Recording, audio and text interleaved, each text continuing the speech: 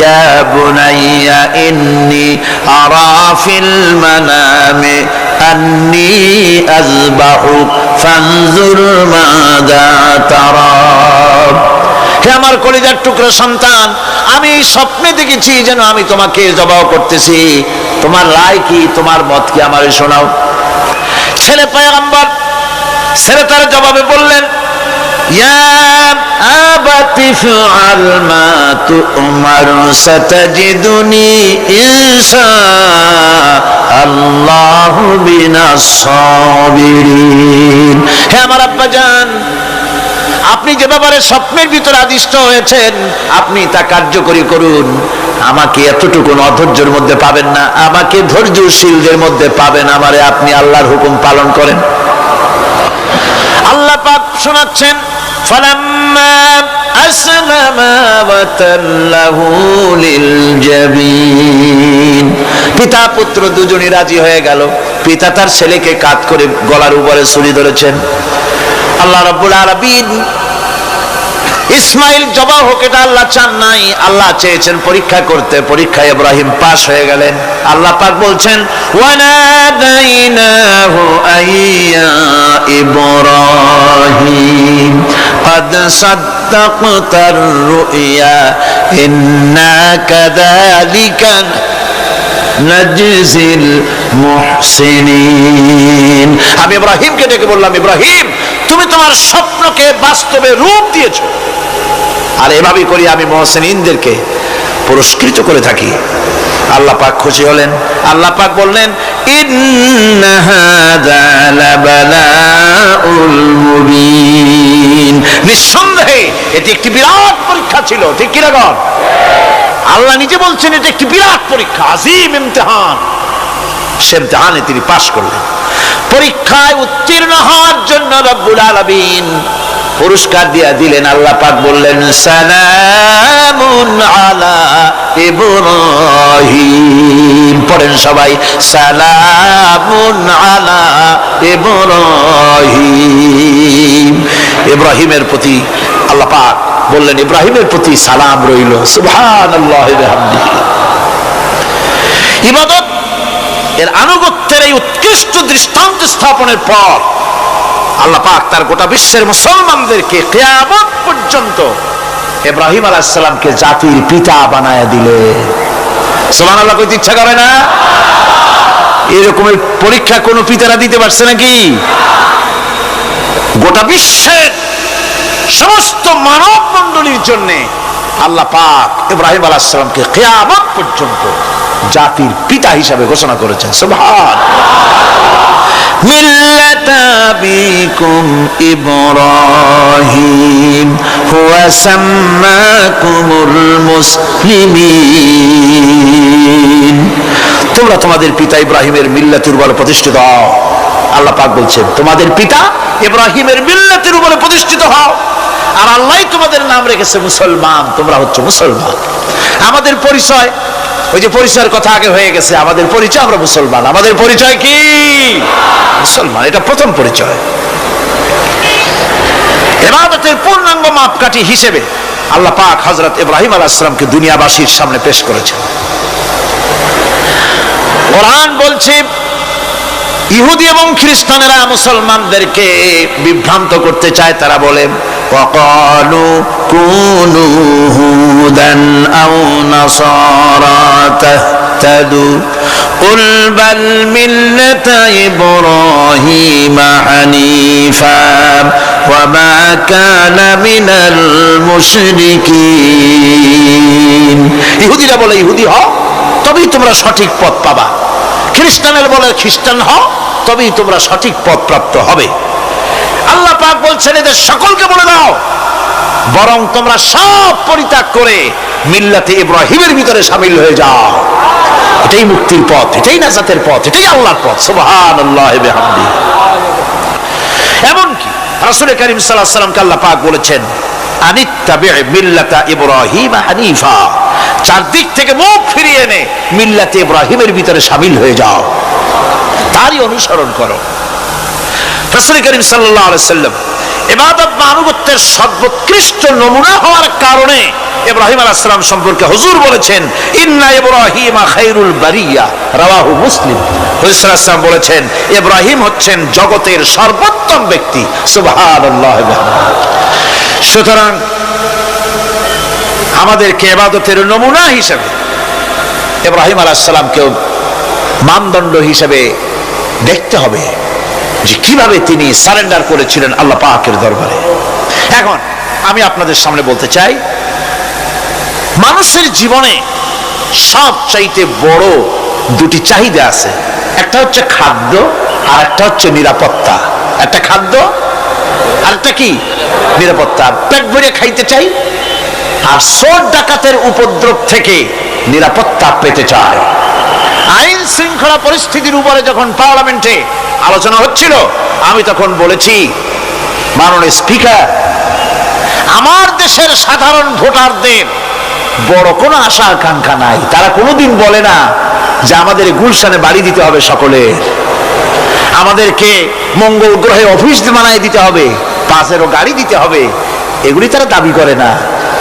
যারা ভোট দেয়, কষ্ট করে, মিছিল করে, এই সাধারণ জনগণের দাবি হচ্ছে মিনিমাম দাবি, খুবই কম। তাদের দাবি হলো মোটা সুতার কাপড় চাই ইজ্জত ঢাকার জন্য, পেট ভরে খেতে চাই, পোলাও কোরমা বিরিয়ানির দরকার নাই, আর আশ্রয়ের জন্য ছোট্ট একটু ঘর চাই, চোর ডাকাতের উপদ্রব থেকে নিরাপত্তা চাই। কথা ঠিক কিনা? আমি বললাম, স্পিকার সাহেব, আজ পর্যন্ত যতগুলি গভর্নমেন্ট এসেছে বাংলাদেশে, প্রত্যেকটি গভর্নমেন্ট আমার দেশের জনগণের এই ন্যূনতম দাবি, এই আশা পূরণ করতে ব্যর্থতার পরিচয় দিয়েছে। কেউ পারে নাই। যারাই গেছে তারাই তাদের নিজেদের আখের গোছাবার চেষ্টা করেছে। সব নিজেকে নিয়ে ব্যস্ত, নিজের লোকদের নিয়ে ব্যস্ত, জনগণ নিয়ে চিন্তা নাই। সুতরাং মানুষের চাহিদা হচ্ছে খাদ্য আর নিরাপত্তা। আমরা কি খাদ্য আর নিরাপত্তা সত্যি কি চাই? চাই। খাদ্য যদি চাই ক্ষুধার সময়, নিরাপত্তা যদি চাই ভীতির সময়, আল্লাহ রাব্বুল আলামিন বলেন কোন গভর্নমেন্ট দিতে পারবে না, দুনিয়ায় কেউ দিতে পারে নাই, পারবেও না। ক্ষুধার সময় যদি খাদ্য চাও, ভীতির সময় যদি নিরাপত্তা লাভ করতে চাও, তাহলে ফালইয়াবুদু রাব্ব হাযাল বাইত, এই ঘরের মালিকের ইবাদত কর। কোন ঘর? কাবা ঘর। বলেন কোন ঘর? কাবা ঘর। কাবা শরীফের মালিকের ইবাদত কর। তাহলে কি হবে? আল্লাযী আত'আমাহুম মিন জু'in ওয়া আমানাহুম মিন খাউফ। এই ঘরের মালিকের ইবাদত যদি করো, তাহলে ক্ষুধার সময় তিনি তোমাদেরকে খেতে দিবেন, আর ভীতির সময় তিনি তোমাদের নিরাপত্তা দান করবেন। এ ওয়াদা কার? চিল্লায় বলেন ওয়াদা কার? আল্লাহ রাব্বুল আলামিনের বাণী, ফাইন্না মাআল উসরি ইউসরান, ইন্না মাআল উসরি ইউসরা। আল্লাহ পাক বলেন, জেনে রাখো, দুঃখ এবং কষ্টের সাথে রয়েছে সুযোগ আর সুবিধা, আর অসচ্ছলতার সাথে রয়েছে উদার সচ্ছলতা। জোরে কোন সুবহানাল্লাহ। কাজে ভয় পাওয়ার কারণ নাই, হতাশ হওয়ার কারণ নাই। মন আশায় বুক বেঁধে রাখো। গুনাহ করেছো, হতাশ হয়ো না। যুবকদের গুনাহ করা স্বাভাবিক। ইউনিভার্সিটির ছাত্র, কলেজের ছাত্র, প্রফেসর, শিক্ষক, অফিসার ঘুষ খেয়েছেন, জিনা করা হয়েছে, মদ খাওয়া হয়েছে, মিথ্যা কথা বলা হয়েছে, যাই কিছু করেন না কেন, ভয় পাওয়ার কারণ নাই, নিরাশ হওয়ার কোনো দরকার নাই। আল্লাহ পাক ডেকে বলেছেন, কুল ইয়া ইবাদিয়াল্লাযীনা আসরাফু আলা আনফুসিহিম লা তাকনাতু মির রাহমাতিল্লাহ। আরে আমার আল্লাহর মতো এত ভালো আর কেউ আছে? এত দরদ আর কারো আছে? আমার আল্লাহ বলেন, ও নবী, আপনি শুনায় দেন, হে আল্লাহর বান্দারা, তোমরা যারা নিজেদের উপরে বাড়াবাড়ি করেছো, নিজেদের উপরে জুলুম করেছো, অত্যাচার করেছো, আমি আল্লাহর রহমত থেকে নিরাশ হয়ে যেও না। যদি অপরাধ করে, বাপের সাথে অপরাধ করেছে, মায়ের সাথে অপরাধ করেছে, মা বাবা সন্তানের চাইতে এত বড় কল্যাণকামী তো আর কেউ নাই, কিন্তু মা বাবা কোনোদিন বলে না আয় আয় আমার ছেলে তোরে মাফ করে দেই, এরকম বলে নাকি? মন চায় ছেলে যদি মাপ চাইতো খুশি হয়ে মাফ করে দিতাম, কিন্তু কেন যে আসে না, ডাকে না যে আয় মাফ করে দেই। মা বাপ আপনাকে এত ভালোবাসে, সেই মা বাপও আপনাকে বলে না যে আয় মাফ করে দেই। আমার আল্লাহ হচ্ছেন এমন আল্লাহ, আল্লাহ রাব্বুল আলামিন ডাকেন, এ বান্দা খুন করেছিস ফিরে আয়, জিনা করেছিস ফিরে আয়, হত্যা করেছিস ফিরে আয়, চুরি করেছিস ফিরে আয়, কুফরি করেছিস ফিরে আয়, সুদ খেয়েছিস, ঘুষ খেয়েছিস, মদ খেয়েছিস ফিরে আয়, এসে আমার দরবারে চোখের পানি ফেল, আমার দরবারে কাঁদাকাটি কর। ইন্নাল্লাহা ইয়াগফিরুয যুনুবা জামিআ ইন্নাহু হুয়াল গফুরুর রহিম। আমার দরবারে চোখের পানি ফেলে কান, আমি রব্বুল আলামিন জিন্দেগীর গুনাহ মাফ করে দেব। সুবহানাল্লাহ কোন, সুবহানাল্লাহ কোন। আমার কাছে কান, চোখের পানি ঢাল। আল্লাহ রাব্বুল আলামিনের কাছে বান্দার দুইটা ফোঁটা বেশি প্রিয়, একটা হলো জিহাদের ময়দানে যে রক্ত ফোঁটা দেওয়া হয়, এটা আল্লাহর কাছে প্রিয়, আর আল্লাহর ভয়তে গুনাহের জন্য লজ্জা করে অনুশোচনা করে বান্দা যখন চোখের পানি ছেড়ে দেয়, আল্লাহর কাছে এটা অত্যন্ত প্রিয়। নবীজি বলেছেন, বান্দা যখন গুনার ভয়তে, আল্লাহর ভয়তে, জাহান্নামের ভয়তে অনুশোচনা করে যখন চোখ দিয়া পানি ছেড়ে দেয়, ওই চোখের পানি নাকের অর্ধেক আসতে না আসতে আল্লাহ রাব্বুল আলামিন বান্দারে মাফ করে দেয়। আল্লাহ বরদাস্ত করতে পারেন না যে বান্দা কান্দু। আমার ভাইরা, আল্লাহ রহমত, এই পৃথিবীতে আল্লাহ রহমতকে 100 ভাগ করা হয়েছে। আল্লাহ রহমতের কত ভাগ? এই 100 ভাগের 1 ভাগ সারা পৃথিবীতে ছড়াই দেওয়া হয়েছে, আর 99 ভাগ কার কাছে? আল্লাহর কাছে। একটা ভাগ দুনিয়া ছড়ানো হয়েছে আদম আলাইহিস সালাম থেকে নিয়ে এই পর্যন্ত, এখান থেকে নিয়ে কিয়ামত পর্যন্ত পৃথিবীতে যত মানুষ আসবে, যত প্রাণী আসবে, তাদের মধ্যে প্রাণী জগতেও গাভী তার বাছুরকে ভালোবাসে ঠিক কিনা, হাতি তার বাচ্চাকে ভালোবাসে ঠিক কিনা, মুরগি তার বাচ্চাকে ভালোবাসে কিনা, প্রত্যেক মাই তার সন্তানকে ভালোবাসে মানুষের মতো। এই ভালোবাসা, এই স্নেহ, এই মমতা, এই করুণা, এই মহব্বত একটা ভাগ দুনিয়ায় দেওয়ার পর আপনি আর আমি যতটুকুন ভাগে পেয়েছি, সেই মহব্বতে, স্ত্রীর মহব্বতে অস্থির, মায়ের মহব্বতে অস্থির, সন্তানের মহব্বতে অস্থির।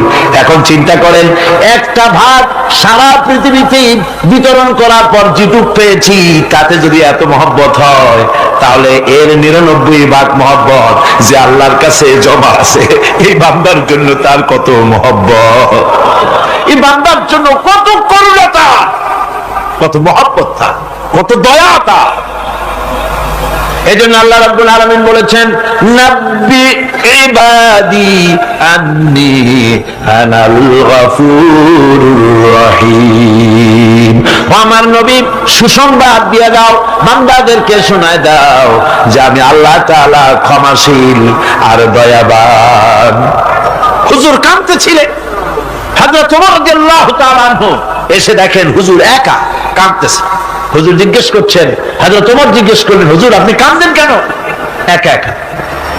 হযরত ওমর বলেন, আমি যখন প্রশ্ন করলাম, নবীজি বললেন, আমার কাছে কিছু আগে জিবরাইল এসেছিলেন, জিবরাইল এসে আমাকে বললেন, আল্লাহ পাক বলেছেন, হে আমার নবী, ইসলামের ভিতরে থেকে যে সমস্ত মানুষগুলো ইসলামের ভিতরে থেকে চুল আর দাড়ি পাকায় দিছে, কিয়ামতের দিন এই লোকগুলারে আমি শাস্তি দিতে আমার শরম হবে।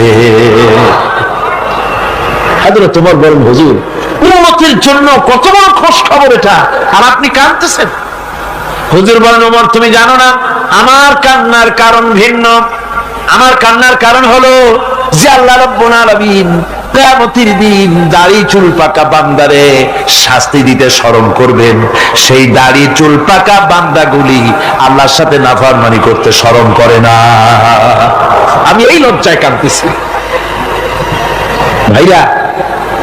হুজুর আল্লাহ পাক বলেন, আমার নবী, রাতের আধারে যখন একটা বুড়া আমার দরবারে হাত উঁচু করে, একটা বুড়া মানুষ রাতের আধারে যখন আমার দরবারে হাত উঁচু করে আর যখন বলতে থাকে, রব্বুল আলামিন, আমার পেছনের জীবনটা বড় খারাপ করেছি, এমন কোন কাজ জীবনে করি নাই যা তোমার কাছে কিছু দাবি করতে পারি, সব রকমের নাফরমানি করেছি, আজ আমি বুড়া হয়ে গেছি, কামাই করতে পারি না, ছেলে আমাকে চোখে দেখতে পারে না, পুত্রবধূ আমাকে ঘরে জায়গা দেয় না, আমার স্ত্রী আমাকে দেখতে পারে না, রোজগার করতে পারি না, হাঁটতে পারি না, চলতে পারি না, সবার কাছে আমি তিতা হয়ে গেছি, আমি দাঁড়াতে পারি না, কোমরে ব্যথা পাই, হাঁটুতে ব্যথা পাই, চলতে পারি না, কানে শুনতে পাই না, চোখে দেখতে পারি না, আর তোমার কাছে কিছু চাইয়া নেব এমন ভালো কাজও করি নাই।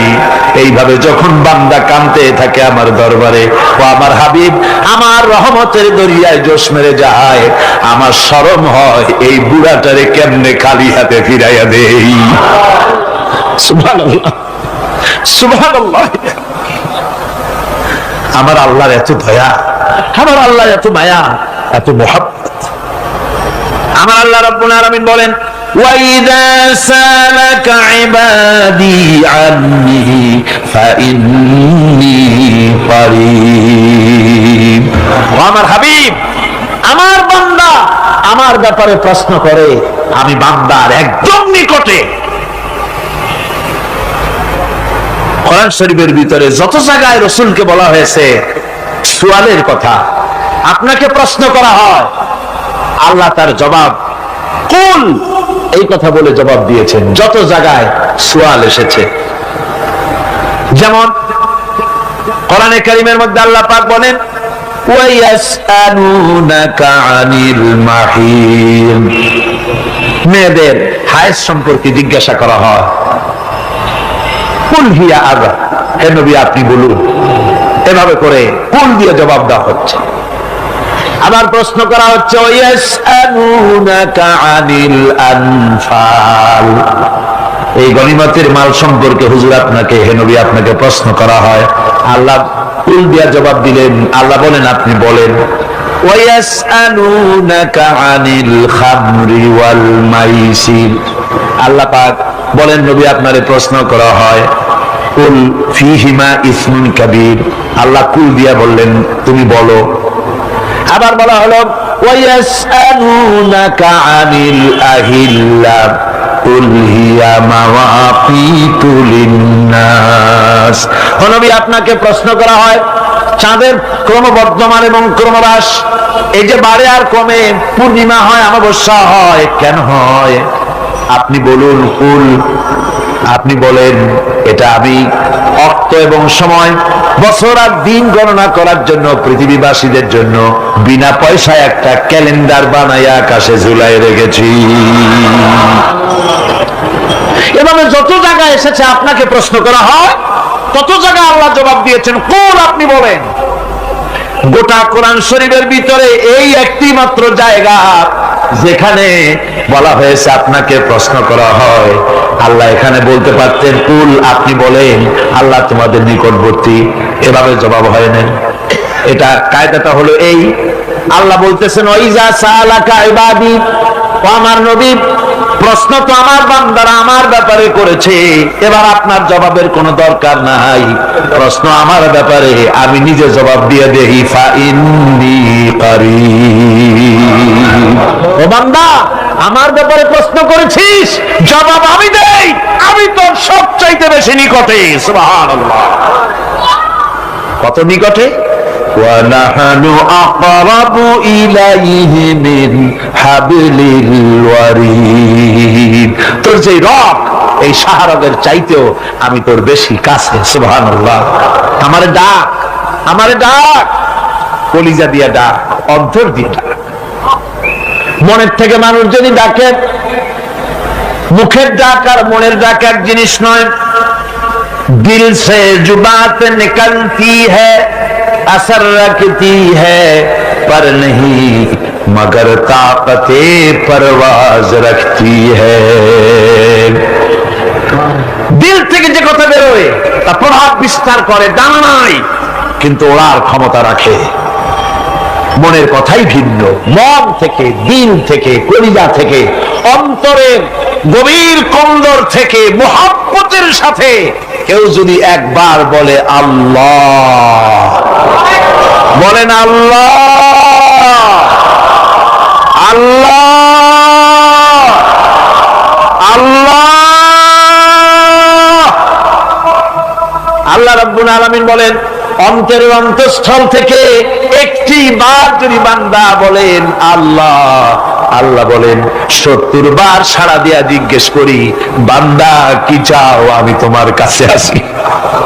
সুবহানাল্লাহ, আমি তোর একদম কাছে, কি চাস বল, বল আমার কাছে। এমন দয়াবান, এমন মেহেরবান, এমন আল্লাহ আমাদের। সে আল্লাহ রাব্বুল আলামিন তিনি বলছেন وقال ربكم ادعوني استجب لكم, তোমাদের রব বলেছেন আমারে ডাকো, আমি আল্লাহ ডাকের সাড়া দিয়া দেব। সুবহানাল্লাহ। কারে ডাকতে হবে? কারে ডাকতে হবে? এই বিশাল জনসমুদ্র একদিকে চিল্লা এখন কারে ডাকতে হবে? কোন পীর সাহেবকে নয়, আল্লাহর কসম কোন খাজা বাবাকে নয়, ডাকতে হবে কারে? চিল্লা এখন কারে? ওয়াকালা রাব্বুকুম উদউনি, তোমার রব তোমাকে বলতেছে আমারে ডাকো, আস্তাজিব লাকুম, আমারে ডাকবে আমি সাড়া দিয়ে দেব। সুবহানাল্লাহ। আল্লাহকে ডাকেন, কি চাই আপনার বলেন, কি চাই? আল্লাহর কাছে চান, আল্লাহ দিয়ে দিবে। দেওয়ার জায়গা আল্লাহর কাছে চাইবেন, আল্লাহ দিবেন। দেওয়ার জায়গা, চাওয়ার জায়গা হলো সেজদায় পড়ে যাবেন। আমার ভাইয়েরা জায়গাটা চিনাই দিলাম। মাজারে যাওয়া লাগবে না, কবরে যাওয়া লাগবে না, 2 রাকাত নামাজ পড়ে সেজদায় পড়ে গিয়া যত বিপদ আছে মুসিবত আছে সেজদার মধ্যে চোখের পানি ছেড়ে দেন আর কেন্দে কেন্দে জীবনের কথা বলেন। আল্লাহ রাব্বুল আলামিন আপনার আওয়াজ শুনবেন আর দোয়া কবুল করে নিবেন। কাঁদতে হবে আল্লাহর কাছে। কার কাছে? আল্লাহর কাছে। সুম্মা ইস্তাগফিরুল্লাহ, আর এরপরে সে যদি আমি আল্লাহর কাছে ক্ষমা চাই, ইয়াজিদিল্লাহ গফুরুর রহিমা, সে আমি আল্লাহকে গফুর এবং রহিম হিসাবে পাবে। সুবহানাল্লাহ। আল্লাহকে গফুর এবং রহিম হিসাবে পাওয়া যাবে। সব আল্লাহকে বলতে হবে, গুনাহ মাফ চাইতে হবে। এই জন্য হুজুর সাল্লাল্লাহু আলাইহি ওয়াসাল্লাম দৈনিক 100 বার তওবা করতেন। কোন হাদিসে আছে 70 বার, কোন হাদিসে আছে 100 বার তওবা করতেন। নামাজের পরে তো প্রত্যেক নামাজই পড়তেন হুজুর, সালাম ফিরাতেন আর সাথে সাথে বলতেন আল্লাহু আকবার, আস্তাগফিরুল্লাহ আস্তাগফিরুল্লাহ আস্তাগফিরুল্লাহ। মনে থাকবে আপনাদের? মনে থাকবে? সালাম ফিরাইয়া কি বলবেন? না, সালাম ফিরাবার সাথে সাথে বলবেন আল্লাহু আকবার, তারপরে পড়বেন আস্তাগফিরুল্লাহ আস্তাগফিরুল্লাহ আস্তাগফিরুল্লাহ। তওবা করবেন, আল্লাহর কাছে সবসময় গুনাহ মাফ চাইতে থাকবেন, বিনীত থাকবেন।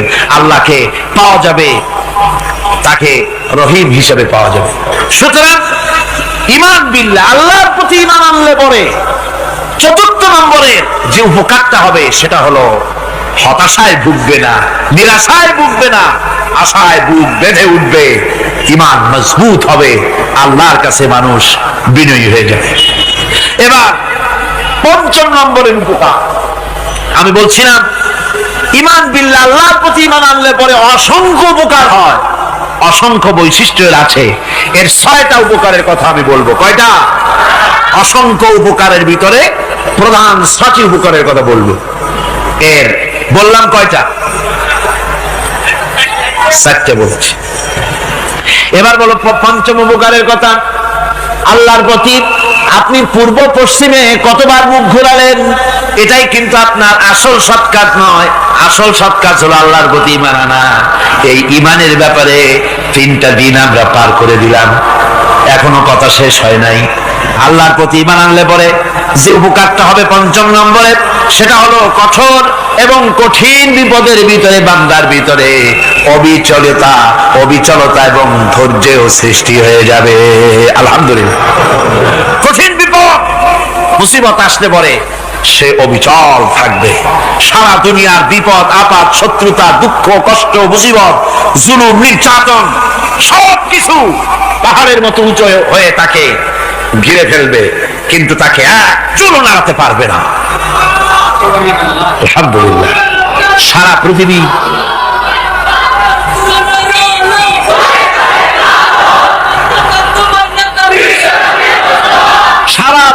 একদিকে আর সে একা একদিকে থাকবে।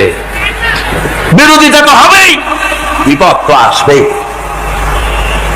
কবি বলতেছেন সাথে জাকা রহা হ্যায় আসল সে তা ইমরোজ, সাথে জাকা রহা হ্যায় আসল সে তা ইমরোজ, চরাগে মুস্তফাবি সে শরারে বুলাবিস। সে আবহমান কাল থেকে শুরু করে মুস্তাফা সাল্লাল্লাহু আলাইহি ওয়াসাল্লামের দীপ শিখার সাথে আবু জাহেল, আবুল আহাবের অগ্নিস্ফুলিঙ্গের টক্কর লেগেই আছে। রাসূলুল্লাহ আল্লাহর দেওয়া এই বিধান, এই দ্বীনের বাতিটা টিম টিম করে জ্বলেছে। আর গোরকি, টর্নেডো, হাজার হাজার মাইল বেগে হ্যারিকেন এসেছে, গোরকি এসেছে, টর্নেডো এসেছে, টাইফুন এসেছে, কিন্তু এই আলো নিবাইতে পারে নাই। সুবহানাল্লাহ। এই আলো নিবাতে পারে নাই। এই শত্রুতা চিরকালের, নিবাতে পারবে না। কারণ হচ্ছে আল্লাহ রাব্বুল আলামিন বলেছেন ইউরিদুনা লিয়ুতফিউ নূরাল্লাহি বিআফওয়াহিহিম ওয়াল্লাহু মুতিম্মু নূরিহি ওয়ালাউ কারিহাল কাফিরুন। ওরা চায় মুখের ফু দিয়ে আমার আলোকে নিভিয়ে দেবে, কিন্তু আমি আমার আলোকে পূর্ণতা দান করব। তাতে কাফের বেঈমানদের কলজায় যত জ্বালা যন্ত্রণা হোক, আমার দ্বীন কেউ মিটাই দিতে পারবে না। সুবহানাল্লাহ। সুতরাং বিপদে অবিচলতা আসবে, সে অটল হবে, মজবুত হবে। কোরআনে কারীম বলতেছে ওয়া কাযালিকা জাআলনা লিকুল্লি নাবিয়্যিন আদুওয়াম মিনাল মুজরিমিন। এই পৃথিবীতে এমনি করে আমি সকল নবীদের শত্রু বানিয়েছি, সব পাপিষ্ঠ অপরাধীদেরকে। নবীদের সাথে বিরোধিতা করেছে কারা? পাপিষ্ঠরা, অপরাধীরা। আজও খুঁজে দেখেন, আজও ইসলামী আন্দোলনের বিরোধিতা যারা করে সবগুলি কি পাপিষ্ঠ? সত্য কি রাখ? ইসলামী আন্দোলনের বিরোধিতা যারা করে হিসাব করে, চোখ দিয়ে তাকায় দেখেন, খুঁজে দেখেন তাদের নামগুলি। মদখোর, জেনাকার, বদমাশ, চোর, হাইজাকার, বেনামাজি, লুটেরা, মিথ্যাবাদী, সবচাইতে সমাজের নিকৃষ্ট লোকগুলি ইসলামের বিরুদ্ধে।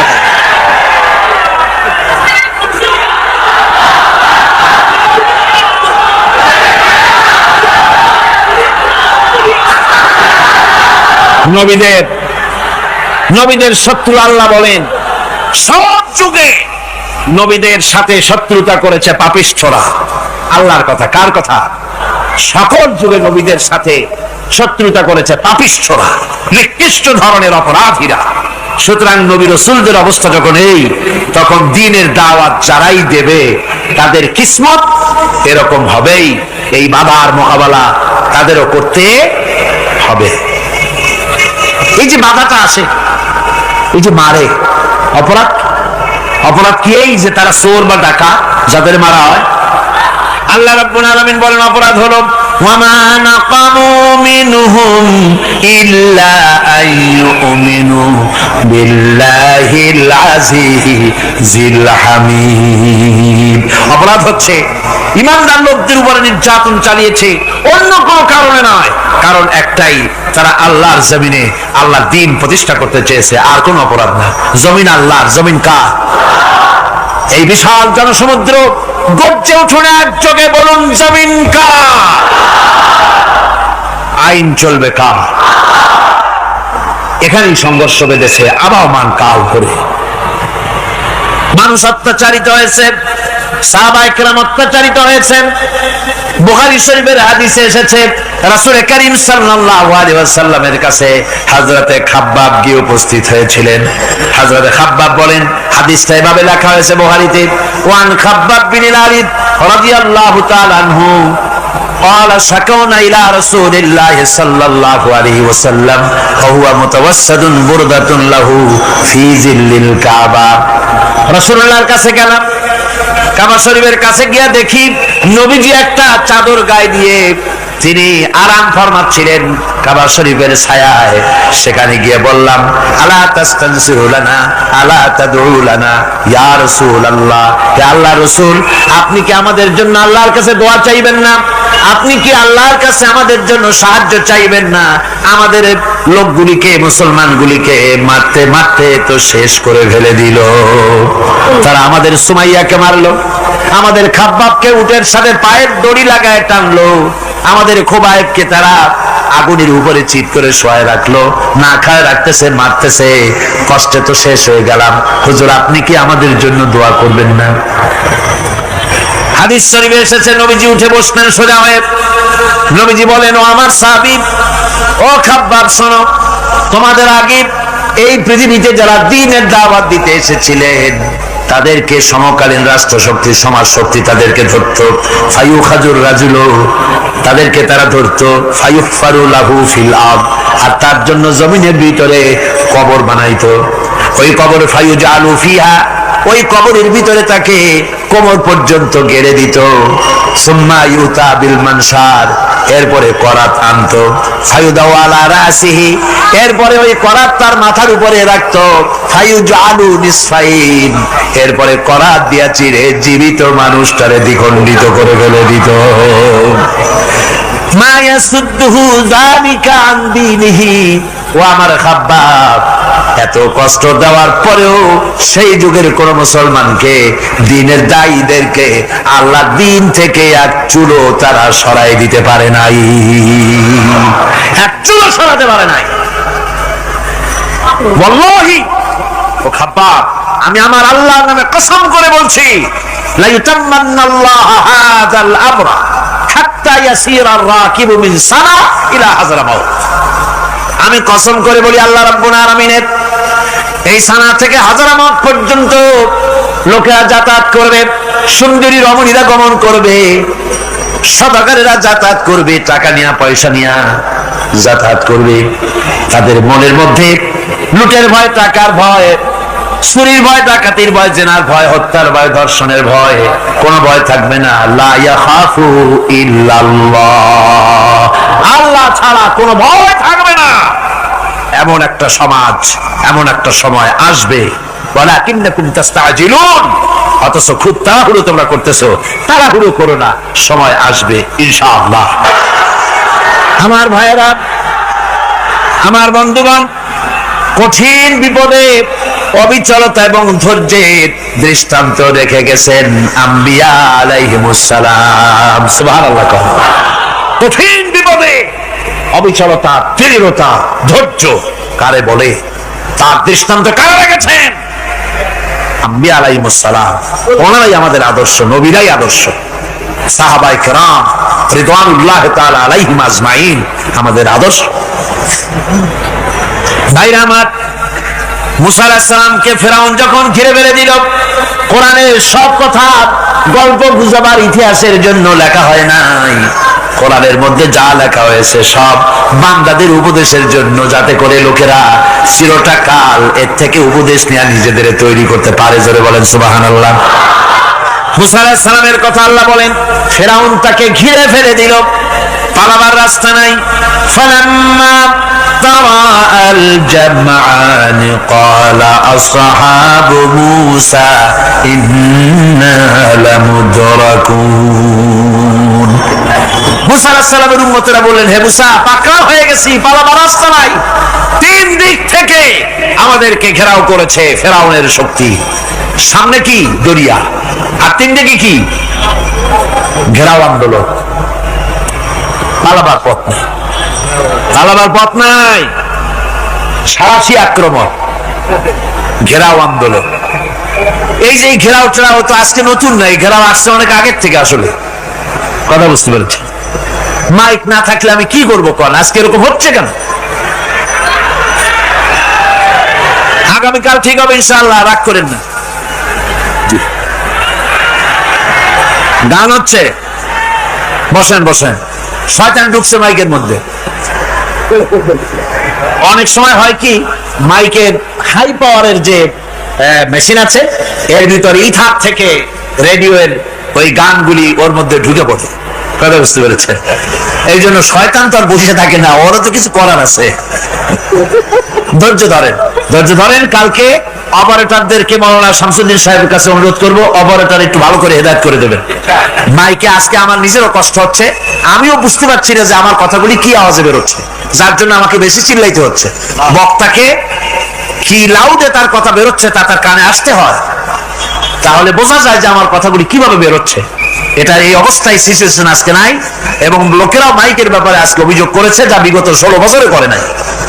সেটার ব্যাপারে কোথাও কোনো অসুবিধা হয়েছে? মাইকটা ভালো, এবং মাইক যারা দেন প্রতি বছর খেদমত করে, আল্লাহ তাদের প্রতি রহম করুন, সবাই বলেন আমিন। এদেরকে রাগ করে পথে পাই আবার মারধর করেন না। সিলেটের যে তাফসীর মাহফিল হয়, বিগত 19 বছর তাফসীর করেছি একটানা, এবার 20 বছর পুরো হবে ইনশাআল্লাহ। সিলেটে একটানা 20 বছর তাফসীর করতেছি সেখানে।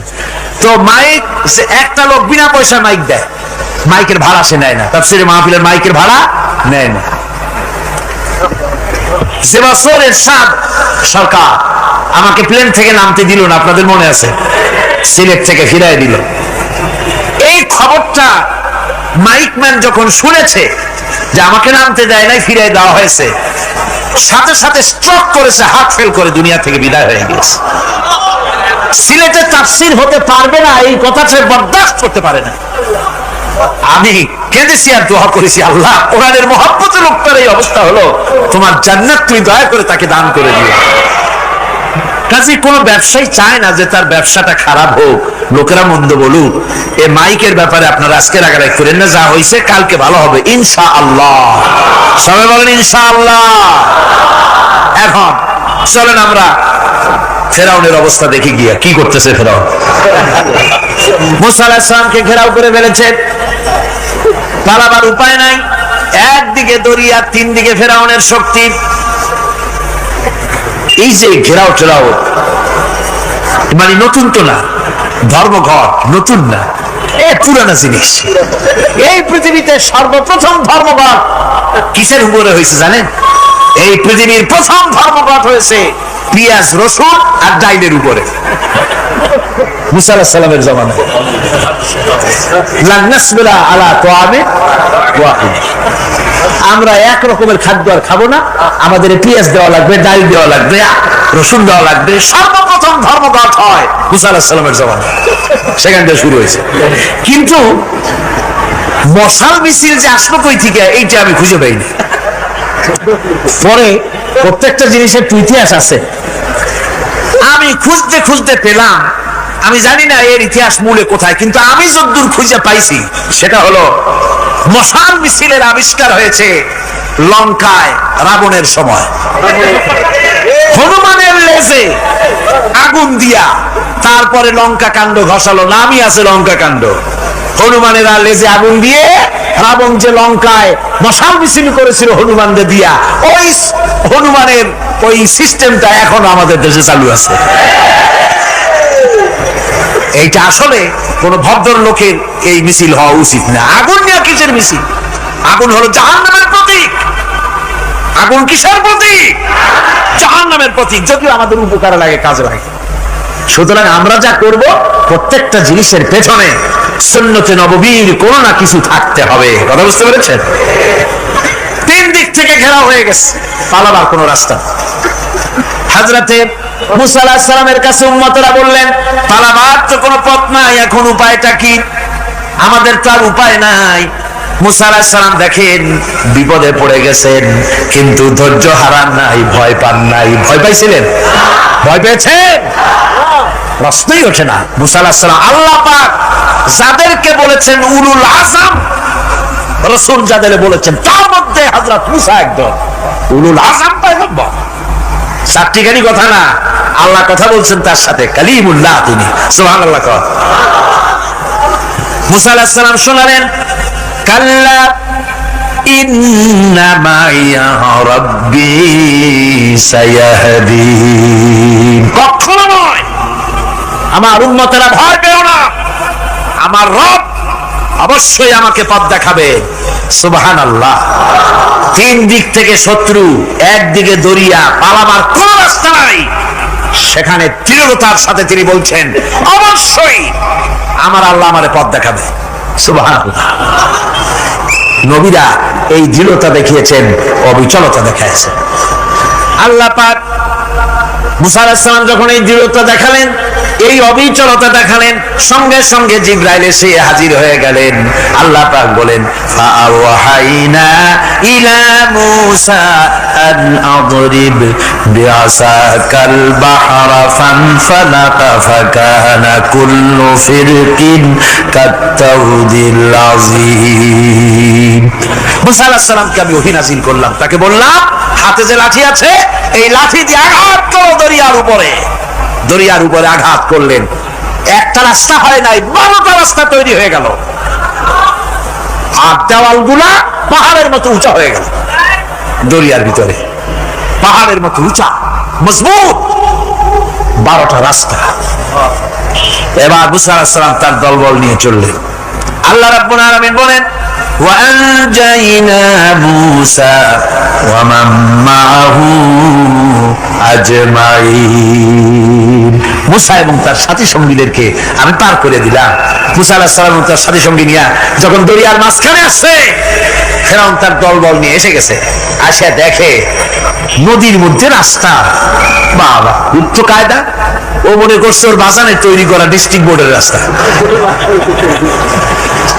ওর লোকজন নিয়ে নেমে গেছে দরিয়ার ভিতরে, ও আসছে মাঝখানে, মুসা আলাইহিস সালাম চলে গেছেন ও পার, দরিয়া পার। মাঝখানে যখন এসে গেল, আল্লাহ রাব্বুল আলামিন পানিকে অর্ডার করলেন কুন। আল্লাহ তো বটন টেপা লাগে না, মুখ দিয়া কোনো হুকুম করা লাগে না, শুধু বলেন কুন। যে ব্যাপারে কুন বলেন ফায়াকুন, সাথে সাথে হয়ে যায়। আল্লাহ বললেন কুন, আর অমনি রাস্তা বন্ধ হয়ে গেল। এবার তুফান শুরু হয়েছে নদীতে, ঢেউর উপরে ঢেউ, মৌজুন কাল জিবাল, পাহাড়ের মতো উঁচু হয়ে হয়ে ঢেউ আসতেছে। দলবল ঘোড়া আর অস্ত্রপাতি যা ছিল সব মরিয়া শেষ। এবার ফেরাউন একা উপরে ওঠে আর নিচে নামে, পানি খেতে খেতে পেটের কাম সারা। জনমের খাওয়া খাইছে পানি, এখন জান যা, বাঁচবার আর উপায় না, বাঁচবার আর উপায় নাই। ফেরাউন তার নিজের জীবন সম্পর্কে হতাশ হয়ে গেল। এবার ফেরাউন বলতেছে, আমানতু আন্নাহু লা ইলাহা ইল্লাল্লাযী আমানাত বিহি বানু ইসরাঈল। আমি ঈমান আনলাম, আমি ঈমান আনলাম আল্লাহ ছাড়া কোন ইলাহা নাই। ওই আল্লাহর উপর ঈমান আনলাম যে আল্লাহর উপরে ঈমান এনেছে বনি ইসরাঈলেরা। আল্লাহ যাতে ঠিক পায় যে কোন আল্লাহর উপর ঈমান আনছে। বনি ইসরাঈলের আল্লাহর উপর ঈমান আনলাম। আল্লাহ এই তো মুসলমান হয়ে গেছি, এরপরও আমার সুবাও কেন? আল্লাহ রাব্বুল আলামিন জবাবে বলেন, আল আন, এখন وَقَدْ عَصَيْتَ قَبْلُ وَكُنْتَ مِنَ الْمُفْسِدِينَ। এখন ঈমান আনার কথা বলছো, অথচ যুগের পর যুগ, বছরের পর বছর ধরে আমার মানুষের উপরে মন গড়া আইন চালাইছো, আমার পয়গম্বরের সাথে বেয়াদবি করেছো। আজ তোমাকে আমি ছাড়ছি না, তোমাকে আজকে ছেড়ে দেব না, আমি তোমাকে মারব। আর সমস্ত প্রাণীগুলিকে, স্থলচর প্রাণীগুলিকে আল্লাহ পাক অর্ডার দিয়া দিলেন, এই ফেরাউনের লাশকে ডুবাবি না, পচাবি না, খাবি না। আল-ইয়াওমা নুনাজ্জিকা বিবাদানিক, আমি তোমার শরীরে বাঁচায় দেব। পোকে খাবে না, পানিতে পচবে না, মাছে খাবে না, কুমিরে খাবে না, দুনিয়ার কোনো পশুতে খাবে না, আমি তোরে শুটকি বানাইয়া রাখবো, যাতে করে দুনিয়ার সমস্ত ফেরাউন যত যুগে যুগে আসে তোরে দেখে যেন হেদায়েত নিতে পারে। ফেরাউনকে আল্লাহ শুটকি বানায় রাখছে। আমি ফেরাউনদের লাশ দেখেছি ব্রিটিশ মিউজিয়ামে। ফেরাউন তো একটা না, অনেকগুলা। আসলভাবে অবশ্য দেখিনি। ব্রিটিশ মিউজিয়ামে ওই ফেরাউনগুলার লাশ যখন অসুবিধা হয়, মমিগুলি, তখন ইংল্যান্ডে নিয়ে যায় চিকিৎসা করাবার জন্য। চোখ টোক আছে গর্তের ভিতরে, তারপরে চামড়া টামড়া হাড়ের সাথে মিশানো, ওইভাবে চেহারা দেখলে মনে হয় যে সত্যি ফেরাউনিগুলা। আর ব্রিটিশের কাম মিশর থেকে নামছে এমন কোন জিনিস নাই। আমি সেখানে এক বক্তৃতা বলছিলাম, আপনারা এদের এখন সভ্য, এদের এখন ভদ্র, এরা হলো ইন্টারন্যাশনাল চোর। ওরা সারা দুনিয়া চুরি করেছে। লন্ডনে বক্তৃতা করেছি, সারাটা দুনিয়া চুরি করছে, আমাদের দেশকে শোষণ করেছে।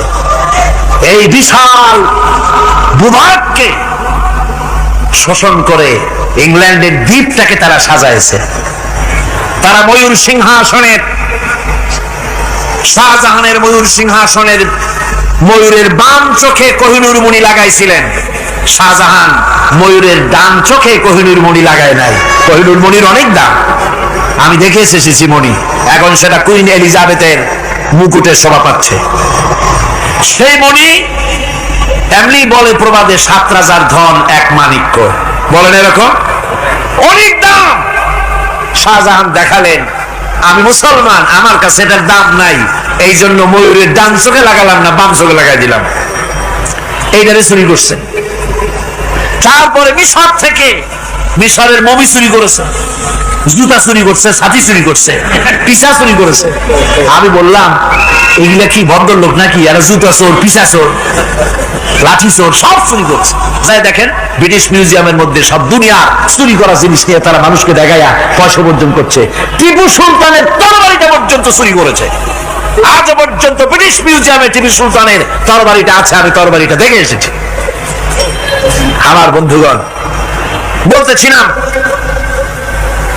যে পৃথিবীতে আল্লাহ রাব্বুল আলামিন নবীরা তাদের চরিত্র দিয়ে বিপদের মোকাবেলা করে, দুনিয়ার সামনে কঠিন বিপদের মোকাবেলা করে অবিচলতা, দৃঢ়তা দেখায় গেছেন যে কেমন করে এই পৃথিবীতে বিপদের সামনে মোকাবেলা করতে হয়। ধৈর্য ধরতে হবে। বিপদ আসবে পাহাড় সমান হয়ে, আপনাকে ধৈর্য ধারণ করতে হবে সেভাবে বুক বেঁধে। যেহেতু এটা যদি বিশ্বাস হয় যে আমার কিসমতে যা আছে তার থেকে বেশি কিছু হবে না, তাহলেই আপনার ধৈর্য আসবে, ভয় পাবেন না। কথা ঠিক কিনা কন? এবারে হযরত হুদ আলাইহিস সালাম সম্পর্কে আল্লাহ রাব্বুল আলামিন বলেন, হযরতে হুদকে যখন ষড়যন্ত্র হলো কাফির বেঈমানেরা তাকে মেরে ফেলার জন্য যখন সরকারি ষড়যন্ত্রে লিপ্ত হয়ে গেল, হযরতে হুদ সমাজের এই চ্যালেঞ্জের মোকাবেলা করলেন। হযরত হুদ বলেন, ফাকিদুনি জামিআন সুম্মা লা তুনজিরুন ইন্নী তাওয়াক্কালতু আলাল্লাহি রাব্বি ওয়া রাব্বিকুম। আমি, তোমরা তোমাদের ষড়যন্ত্র আমার বিরুদ্ধে যত পারো আমার বিরুদ্ধে ষড়যন্ত্র চালাও, এতটুকু আমার অবকাশ দিও না। আমি এমন আল্লাহর উপরে ভরসা করেছি যার হাতের ভিতরে তোমাদেরও জান আর আমারও জান। যা পারো তাই করো। সরকার সমস্ত শক্তি একত্রিত হয়ে আমার মোকাবেলা করো। একদিকে হুদ আলাইহিস সালাম, আর একদিকে গোটা জাতি। হযরত হুদ ভয় পায় নাই। সুবহানাল্লাহ। ঈমান বিল্লাহ মানুষের কলিজাকে এভাবে শক্ত করে দেয়। কোন আলহামদুলিল্লাহ। এবারে এই বিপদের, কঠিন বিপদের মোকাবেলা করে আমার রাসূল যে প্রমাণ দিয়া গেলেন, আমার রাসূল যে কঠিন বিপদের মোকাবেলা করলেন, ভাইয়ের আমার, হিজরতের রাতে সওর পাহাড়ের ভিতরে যখন তিনি আশ্রয় নিলেন, হযরতে আবু বকরের সাথে ছিলেন। হযরতে আবু বকর রাদিয়াল্লাহু তাআলা আনহু বলেন, হুজুর আপনি দাঁড়ান, এটা তো পাহাড়িয়া গুহা, গুহার ভিতরে সাপ থাকতে পারে, বিচ্ছু থাকতে পারে, আমি আগে ঢুকি, বিপদ যদি হয় আমার উপর থেকে হয়ে যাক। গুহার ভিতরে নেমে গুহা সাফ করলেন। এরপরে হুজুরকে ডাকলেন, হুজুর তাশরীফ নিলেন গুহার ভিতরে। এরপরে হুজুর বললেন, আবু বকর, পাহাড়ে হেঁটে হেঁটে 2-3টা পাহাড় পাড়ি দিয়া যাওয়া লাগে সোর পাহাড়ে। মদিনার সোজা রাস্তা হুজুর ধরেন নাই, মেসফালার পথ দিয়া জাবালে খেদোয়ার উপর দিয়া 3টা পাহাড় পাড়ি দিয়া তারপরে হুজুর গেলেন সোর পাহাড়ে। গুহার ভিতরে হুজুর তাশরীফ নিলেন। বললেন, আবু বকর, তুমি বসো, তোমার উরুর উপরে মাথা রেখে আমি একটু আরাম করি।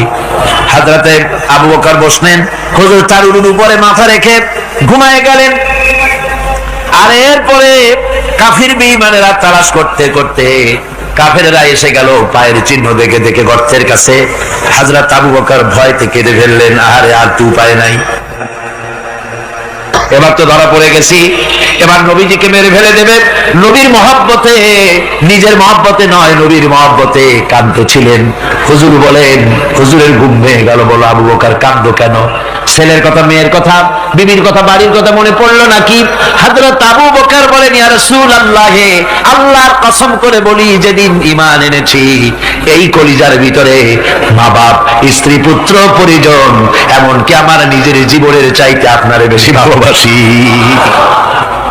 কাঁদো কেন? কাঁদো কেন? হযরত আবু বকর বলেন, হুজুর ধরা পড়ে গেছি, কাফেররা এসে গেছে গর্তের কাছে, তাকালি আমাদের দেখতে পাবে, আমরা তো মাইনরিটি, ওরা তো মেজরিটি, আমরা তো ধরি মারি ফেলাই দেবে, আপনাকে মেরে ফেলে দেবে, এই জন্য কাঁদি।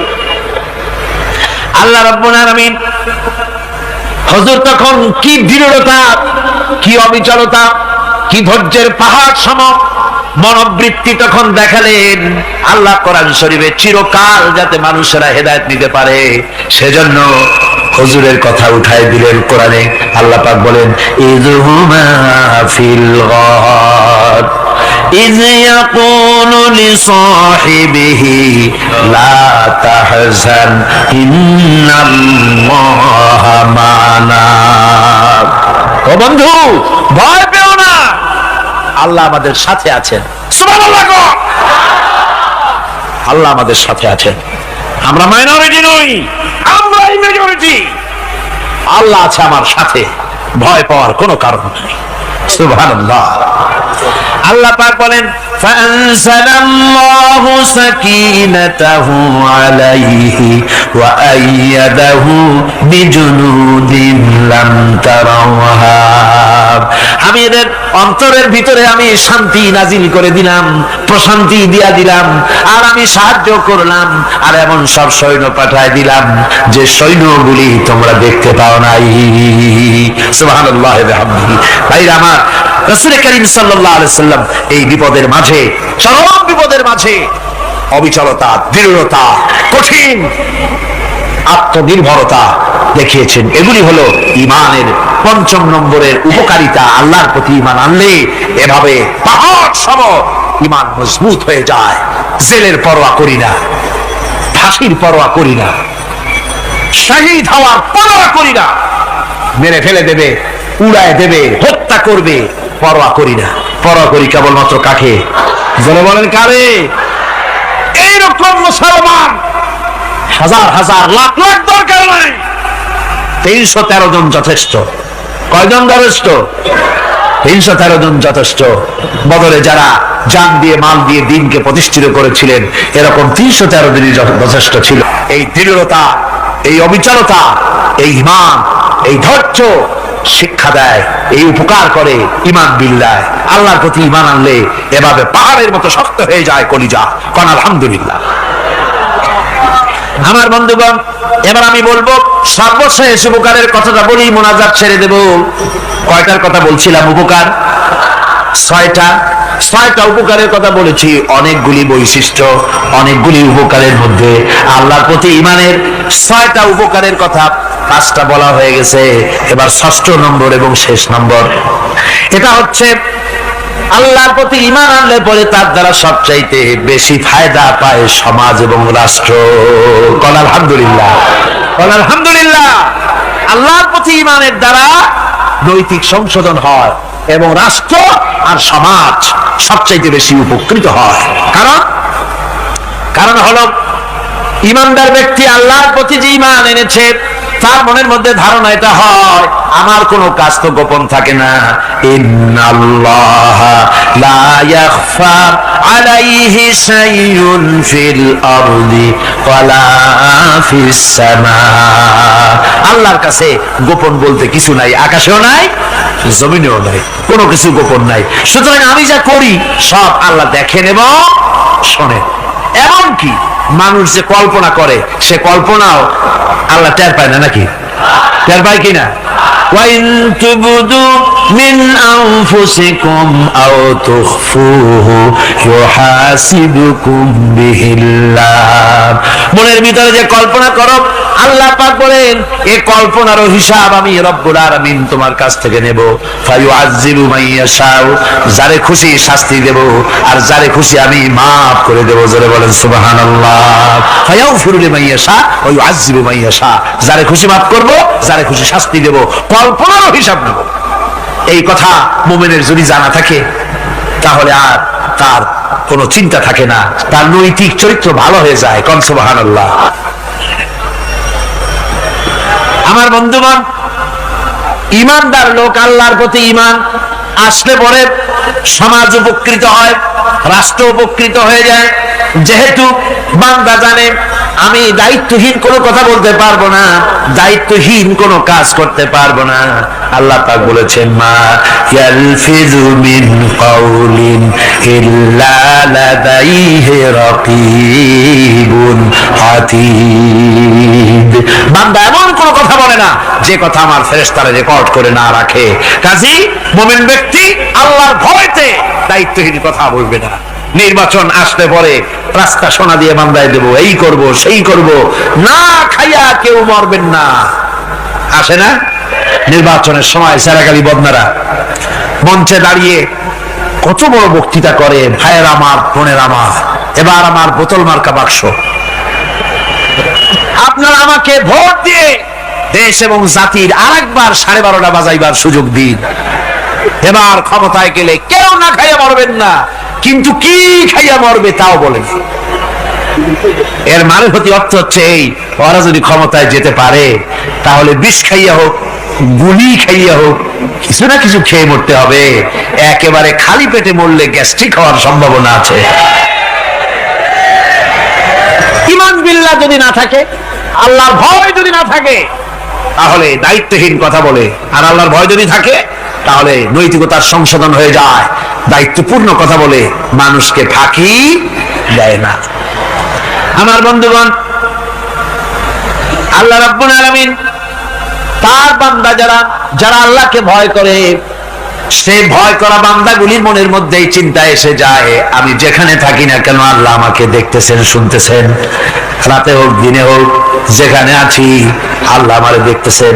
আল্লাহ পাক বলতেছেন, ওয়া হুয়া মাআহুম ইয ইউবাইতুনা মা লা ইয়ারদা মিনাল কওলি ওয়া কানা আল্লাহু বিমা ইয়ামালুনা মুহীতা।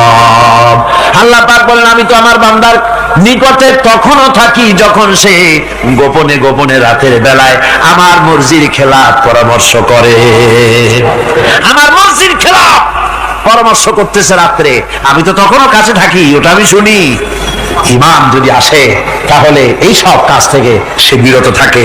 সে যদি কম হয় সেখানেও আল্লাহ, বেশিও যদি হয় সেখানেও আল্লাহ। এমন কোন জায়গা আছে নাকি চিটাগংয়ে যেখানে আপনি একটা আকাম করবেন আর আল্লাহ টের পাবে না? কোন আছে নাকি? আচ্ছা, চট্টগ্রামে না থাকুক, বাংলাদেশের কোন জায়গা আছে নাকি? পার্বত্য চট্টগ্রামে যত পাহাড় আছে, উঁচু নিচে জায়গা আছে, ওই জায়গায় বোধহয় আছে নাকি? সারা পৃথিবীতে আছে কোথাও? আল্লাহকে ফাঁকি দেওয়ার জায়গা কোথাও? সব স্পষ্ট। আল্লাহ কি ঘুমায় নাকি? ঘুমায়? তার কাছে দিনও যা, রাতও তাই। সমানে তিনি দেখতে পান, শুনতে পান, সবকিছু দেখতে পান, সবকিছু শুনতে পান। তাকে ফাঁকি দেওয়ার কোনো উপায় না। এই জন্য ৬ষ্ঠ নম্বরের উপকার যেটা হয় সেটা হলো সমাজ উপকৃত হয় ওই মানুষ দিয়ে যার মধ্যে ঈমান আছে। হযরত ওমর রাদিয়াল্লাহু তাআলা আনহু রাতের আধারে শেষ রাত্রে ঘুরতেছিলেন, দেখেন এক বাড়িতে কথা হচ্ছে, কথাবার্তার আওয়াজ পাওয়া যায়। মনে করলেন কোনো অসুখ বিসুখ নাকি।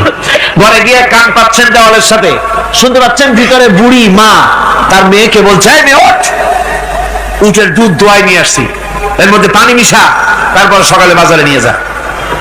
মেয়ে বলছে, মা এই কামটা আমি পারবো না। কেন পারবি না? হযরত ওমর ফরমান জারি করেছেন, দুধে পানি মিশাতে নিষেধ করেছে, কাজে এই কাজটা আমি পারবো না। আরে বেটি, আমিরুল মুমিনিন দেখ এখন কোথায় যায়, ঘুমায় আছে, সে কি দেখতেছে নাকি যে পানি মিশাই না কি মিশাই?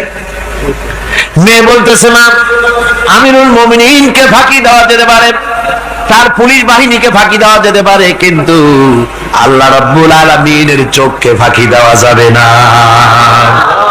হযরত ওমর এই কথা শুনে বাড়ি চলে গেলেন, আর নিজের ছেলেকে ডেকে বললেন, ছেলে আমার, অমুক জায়গায় একটা বাড়ি আছে, সেখানে একটা যুবতী মেয়ে আছে, ওই মেয়েটার বিয়ে হয়েছে কিনা শোনো, যদি বিবাহ না হয়ে থাকে তুমি তোমার নিজের বিয়ের প্রস্তাব দাও।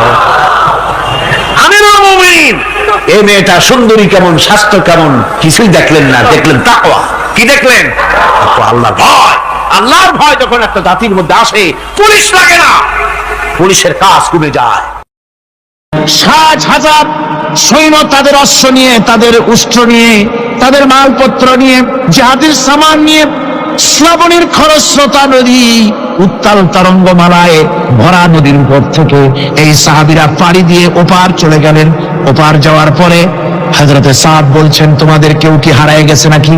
সবাই এদিক ওদিক তাকায়, খুব করে বলল, মানুষ তো দূরের কথা, একটা উট আর ঘোড়াও একটাও হারায় যায় নাই।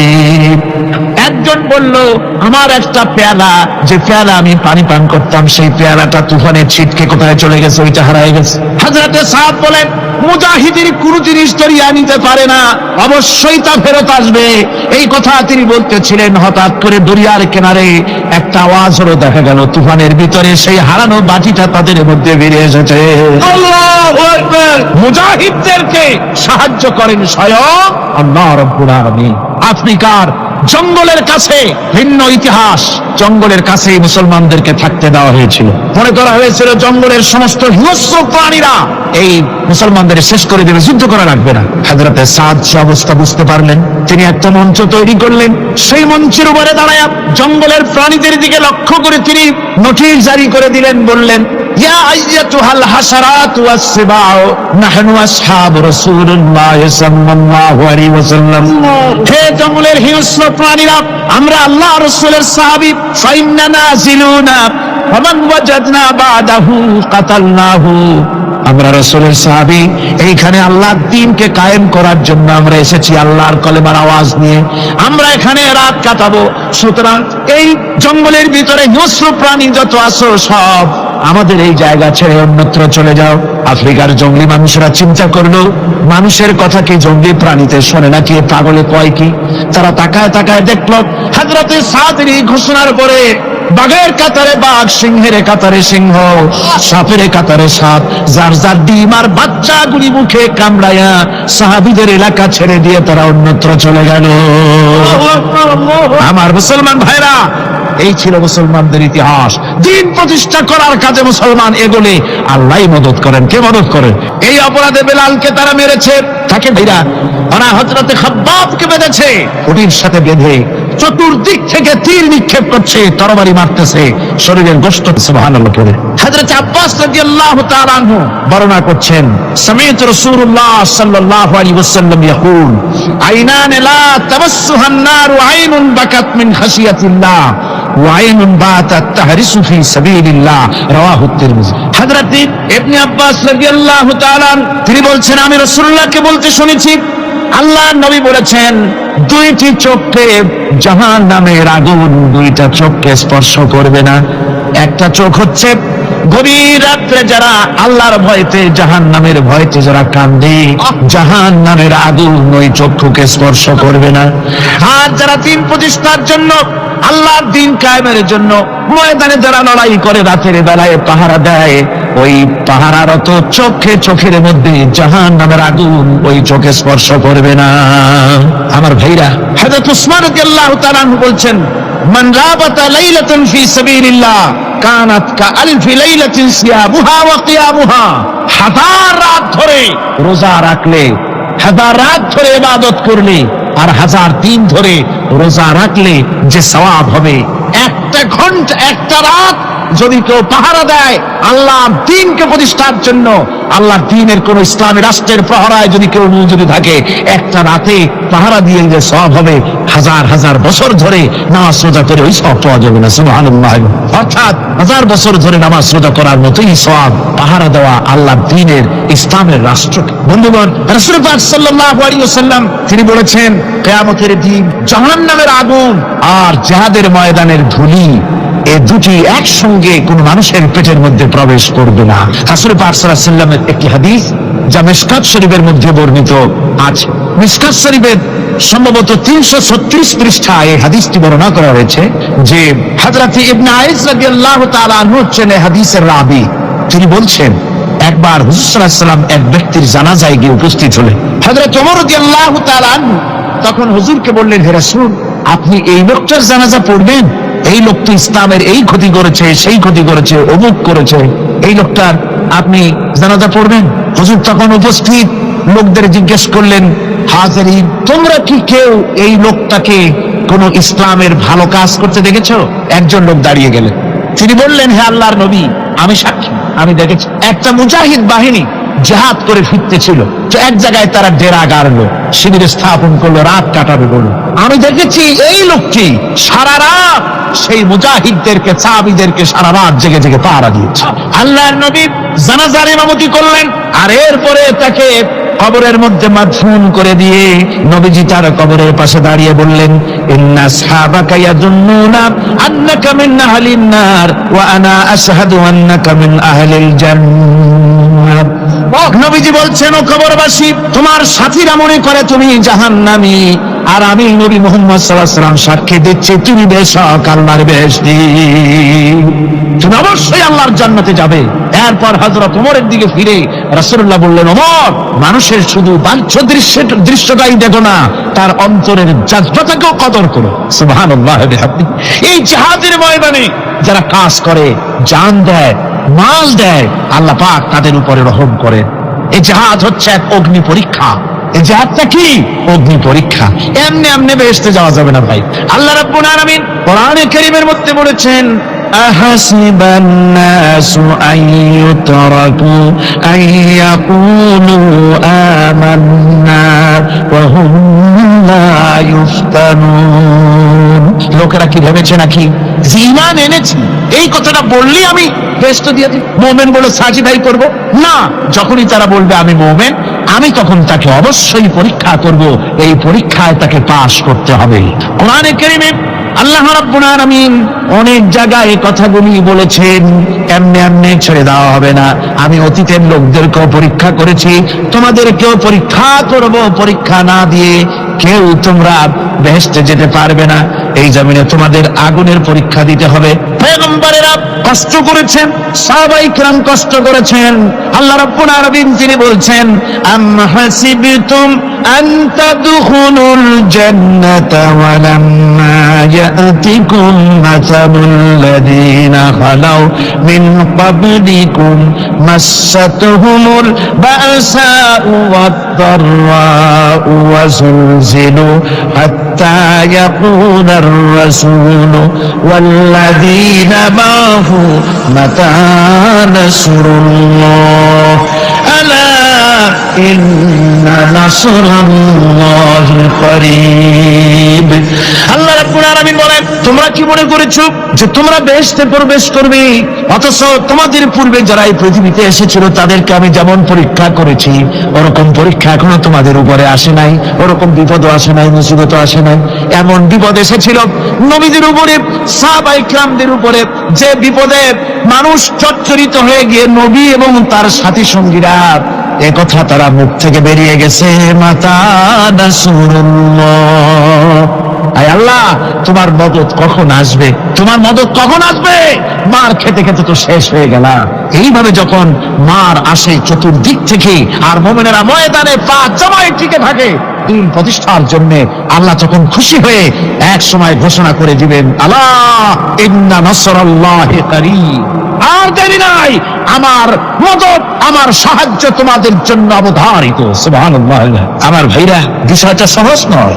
শুধু দুইটা সেজদা দিয়া, শুধু তাহাজ্জুদের কিছু নামাজ পড়িয়া আল্লাহর জান্নাতে যাওয়া এত সহজ নয়, রাস্তা খুব কঠিন, রাস্তা খুব।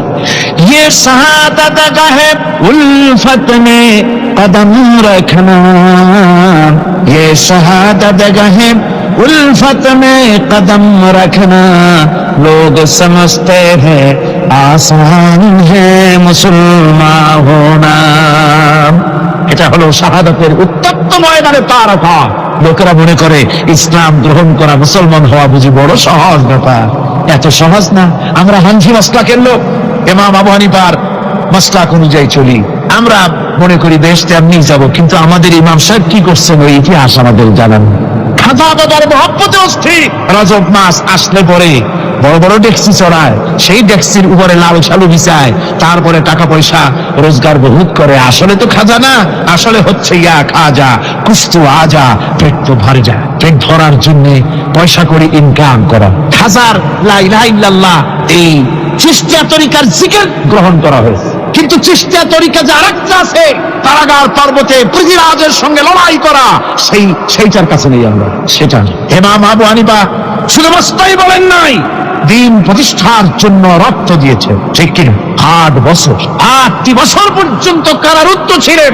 তাকে জিজ্ঞেস করা হয়েছে, ইমাম সাহেব জেলের মধ্যে তো আছেন, কষ্ট হয়? ইমাম সাহেব বলেছেন, না কষ্ট হয় না, তবে মাঝে মাঝে একটু কষ্ট হয় মনে। 2-4 মাস পর পর আমার বুড়ি মাকে এনে হাজির করা হয় জেলখানার মধ্যে, আর আমার মায়ের সামনে আমাকে পেটানো হয়, যেন মা আমাকে বলে এদের সাথে একমত হয়ে যা, সেই জন্য পেটানো হয়। তা আমার মা আমার মায়ের দেখে, আর মায়ের চোখ থেকে পানি পড়তে থাকে, তখন আমার মনে বড় কষ্ট লাগে। তবে আলহামদুলিল্লাহ মা আমার এমন, আমার মার দেখেন আর হজম করেন। সর্বশেষ যে ব্যক্তি জাহান্নাম থেকে মুক্তি লাভ করবে, তাকে আল্লাহ পাক বলবেন, ফেরেশতাদেরকে বলবেন, আমার ফেরেশতারা আমার এই বান্দাকে জান্নাত এবং জাহান্নামের মাঝখানে রেখে দাও। জান্নাত এবং জাহান্নামের মাঝখানে লোকটি যখন থাকার জায়গা পাবে, সে জান্নাতের দিকে তাকায়া দেখবে আর কাঁদতে থাকবে।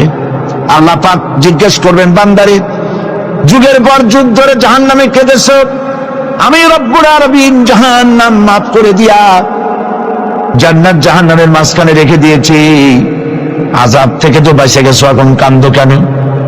লোকটি বলবে, রব্বুল আলামিন কান্দি এই কারণে, জাহান্নাম থেকে মাফ করেছো, তোমার শুকরিয়া আদায় করি। জান্নাত তো আমার কপালে নাই, কিসমতে নাই, কিন্তু জান্নাত আমি এখান থেকে দেখতে পাচ্ছি। জান্নাতের সুঘ্রাণ আমার নাকে আসতেছে, কপালে নাই যাওয়ার। আমি কাঁদি এই জন্য, তুমি যদি মেহেরবানি করে আমাকে জান্নাতের দরজার কাছে একটু দাঁড় করায় দিতা, প্রাণ ভরে তোমার জান্নাতের দৃশ্যটা একটু দেখতা। আল্লাহ পাক তার আরজি পূরণ করবেন, বলবেন যাও, ফেরেশতাদের বলবেন এর জান্নাতের দরজার কাছে দাঁড় করায় দাও। জান্নাতের দরজার কাছে দাঁড়িয়ে লোকটি আবার কান্না শুরু করবেন। আল্লাহ পাক প্রশ্ন করবেন, এবার কান্দো কেন? লোকটি বলবে, রব্বুল আলামিন কান্দি এই কারণে, জান্নাতের এই দরজায় দাঁড়াইয়া জান্নাতের অফুরন্ত নেয়ামত কিছুই ভালো করে দেখা যায় না, শুধু অল্প জায়গা দেখি।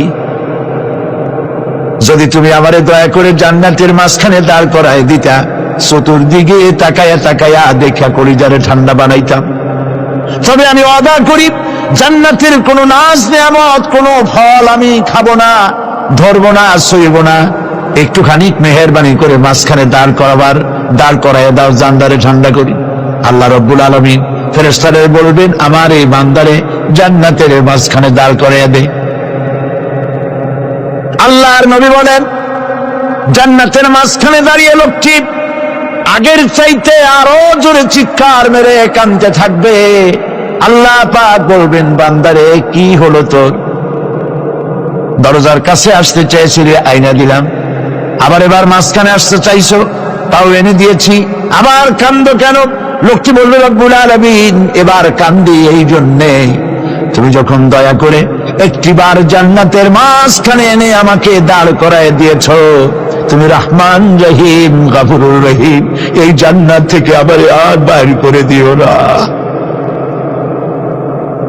আল্লাহ রাব্বুল আলামিন বলবেন, ও আমার বান্দারে, আমার এই জান্নাত তোর খুব পছন্দ হয়েছে নাকি? লোকটি বলবে রব্বুল আলামিন কলিজা ঠান্ডা হয়ে গেছে, ভাবতেও পারি নাই জান্নাত এত সুন্দর। আল্লাহ পাক বলবেন বান্দারে এরকম একটি নয় দুইটা নয়, তোর জন্য আমি 10টা জান্নাত এইরকম রিজার্ভ করে রাখছি।